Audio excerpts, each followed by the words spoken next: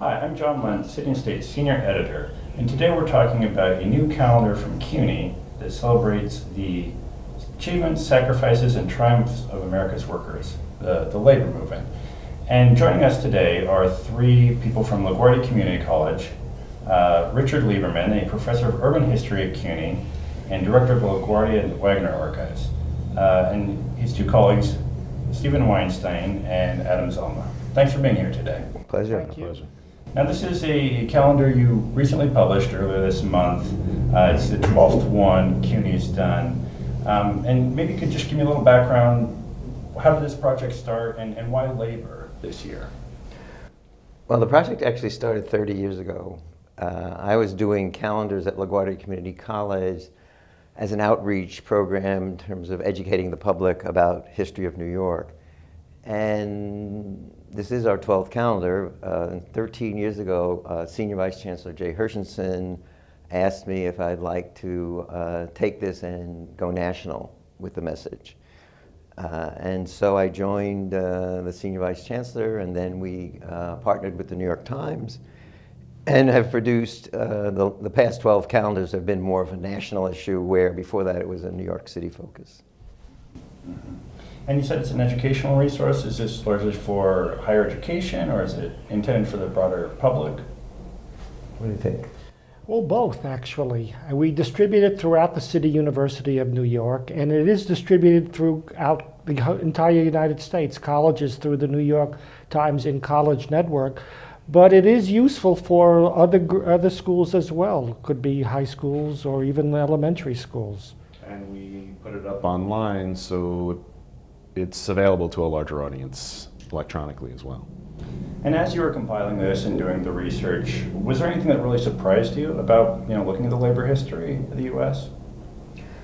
What surprised me was my reaction, actually, that I sort of was very emotional in looking at the images, excuse me, and remained emotional. I mean, when you look through the calendar, it really tugs at you.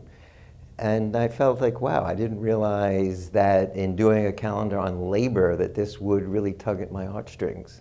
What about you? You did a lot of photo research. Yeah, just how difficult and painful labor has been. And there's no easy route to a steady employment. Good times come and go, but all too frequently, labor is a difficult thing, very hard. And then having that perspective, does it inform how you view the labor movement today and workers' rights and anything along those lines? I think the calendar was intended in part to think about labor in the broadest possible terms.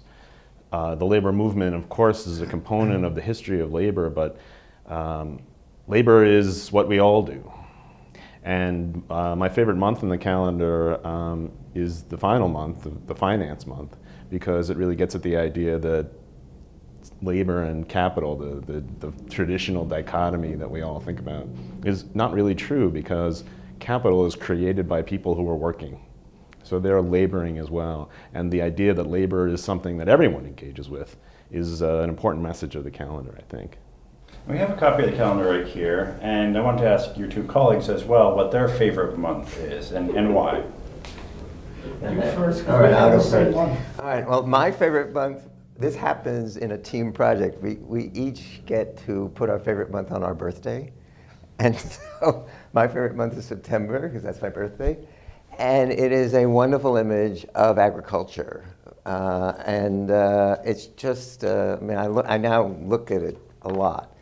But what's really striking to me is not only this image of agriculture and its slave economy, slaves picking cotton, and it's this amazing feel to the art, but also the quote from Cesar Chavez: "The fight is never about grapes or lettuce, it's always about people." Fabulous month. Which one did you like? Stephen? Well, I actually also like the month of September. It's my birthday as well.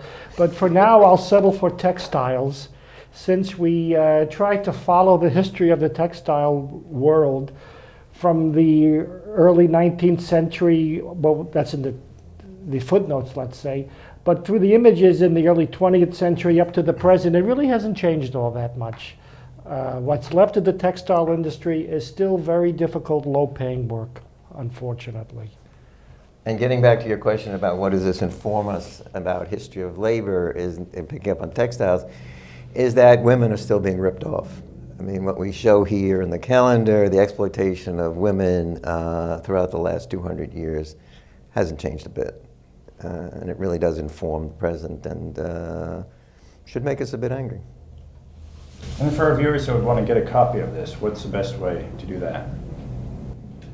They could contact us at the archives.